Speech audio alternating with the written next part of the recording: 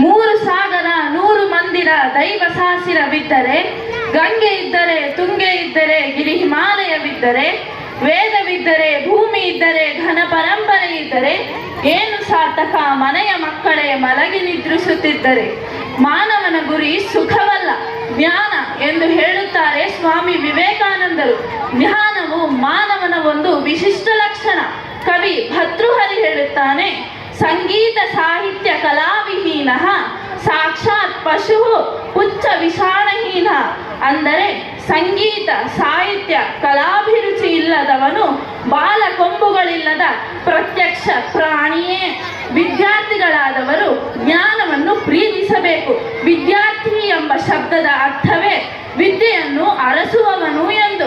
ಜ್ಞಾನಕ್ಕೆ ಸಮಾನವಾದ ಪವಿತ್ರವಾದುದು ಯಾವುದೂ ಇಲ್ಲವೆಂದು ಭಗವದ್ಗೀತೆ ಹೇಳುತ್ತದೆ. ಜ್ಞಾನದ ಏಕೈಕ ಮೌಲ್ಯವೆಂದರೆ ಅದು ಮನಸ್ಸನ್ನು ಶಿಸ್ತುಬದ್ಧವಾಗಿಯೂ ಶಕ್ತಿಶಾಲಿಯಾಗಿಯೂ ಮಾಡುತ್ತದೆ. ಆದ್ದರಿಂದ ವಿದ್ಯಾರ್ಥಿಗಳಾದವರು ಜ್ಞಾನವನ್ನು ಪಡೆಯಬೇಕು. ಆದ್ದರಿಂದ ವಿದ್ಯಾರ್ಥಿಗಳನ್ನು ಉತ್ತಮ ಪುರುಷರನ್ನಾಗಿ ಮಾಡುವ ವಿದ್ಯೆ ನಮಗೆ ಬೇಕು. ಸ್ವಾಮಿ ವಿವೇಕಾನಂದರು ಹೇಳುತ್ತಾರೆ, ಯಾವ ವಿದ್ಯಾಭ್ಯಾಸದಿಂದ ಒಳ್ಳೆಯ ಶೀಲ ನಮ್ಮಲ್ಲಿ ಬೆಳೆಯುವುದೋ ಮತ್ತು ಯಾವುದರ ಸಹಾಯದಿಂದ ಒಬ್ಬ ವ್ಯಕ್ತಿ ಸ್ವತಃ ತನ್ನ ಕಾಲ ಮೇಲೆ ನಿಲ್ಲಬಲ್ಲನೋ ಅಂತಹ ವಿದ್ಯೆ ನಮಗೆ ಬೇಕಾಗಿರುವುದು.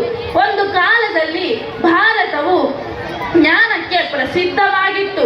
ನಳಂದ, ತಕ್ಷಶಿಲಾ ಮುಂತಾದ ಜಗತ್ ಪ್ರಸಿದ್ಧ ವಿಶ್ವವಿದ್ಯಾನಿಲಯಗಳಿದ್ದವು.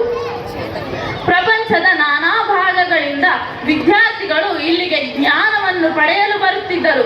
ಶ್ರದ್ಧಾವಾನ್ ಲಭತೆ ಜ್ಞಾನಂ, ಅಂದರೆ ಶ್ರದ್ಧಾವಂತನು ಜ್ಞಾನವನ್ನು ಪಡೆಯುತ್ತಾನೆ ಎಂದು. ನಮ್ಮಲ್ಲಿ ಮೊದಲು ಶ್ರದ್ಧೆ ಇರಬೇಕು. ಸ್ವಾಮಿ ವಿವೇಕಾನಂದರು ಹೇಳುತ್ತಾರೆ, ನೀವು ಆಲೋಚಿಸಿದಂತೆ ಆಗುವಿರಿ ಎಂದು. ದುರ್ಬಲರೆಂದು ಆಲೋಚಿಸಿದರೆ ದುರ್ಬಲರಾಗುವಿರಿ, ಅಶುದ್ಧರೆಂದು ಭಾವಿಸಿದರೆ ಅಶುದ್ಧರಾಗುವಿರಿ, ಶುದ್ಧರೆಂದು ಯೋಚಿಸಿದರೆ ಶುದ್ಧರಾಗುವಿರಿ. ಆದ್ದರಿಂದ ವಿದ್ಯಾರ್ಥಿಗಳಾದ ನಾವು ಸ್ವಾಮಿ ವಿವೇಕಾನಂದರ ಪ್ರಚೋದಕ ನುಡಿಗಳ ವಿದ್ಯುತ್ ಸೇಚನವನ್ನು ಪಡೆಯಬೇಕು.